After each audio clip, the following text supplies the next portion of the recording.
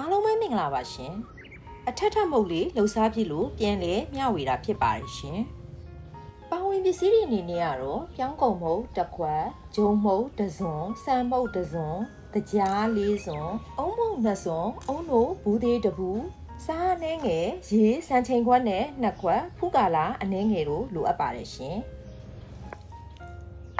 မုတ်ရဲ့အမည်တိုင်းအထက်ထက်လေးတွေအများကြီးရချင်ရင်တော့ဖူးကာလာအယောင်ဆုံးသုံးပြီးအထက်အများကြီးပြုလုပ်လို့ရပါတယ်ရှင်ကျမကတော့ဒီမှာအဖြူနဲ့အစိမ်း2ရောင်ပဲပြုလုပ်မှာဖြစ်တဲ့အတွက်2ခွက်ပဲခွဲလိုက်တာဖြစ်ပါတယ်4ရောင်လုံးမဲ့ဆိုလို့ရှိရင်တော့4ခွက်ခွဲပေးရမှာဖြစ်ပါတယ်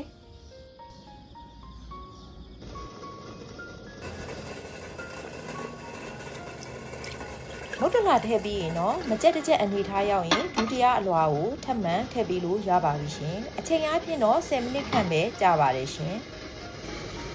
ဒုတိယလာထည့်ပြီးရင်တော့မုတ်ကိုနာလေးစုအောင်တည်ပြီးဖို့လိုပါတယ်ရှင်အချိန်အားဖြင့်တော့မိနစ်20ဝန်းကျင်ခန့်ကြာပါတယ်ရှင်မုတ်လေးချက်ပြီးဆိုရင်တော့အေးခံထားပေးဖို့လိုပါတယ်ပြီးရင်တော့မိမိစိတ်ကြိုက်လှီးဖြတ်ပြီးအုံးမုတ်လေးဖြူကစားသုံးလို့ရပါပြီရှင်အယောင်အစင်အနှံ့ရတာနဲ့ပြည့်စုံတဲ့အထက်ထက်မုတ်လေးစားကြပါအောင်ရှင်အားလုံးကိုကျေးဇူးတင်ပါတယ်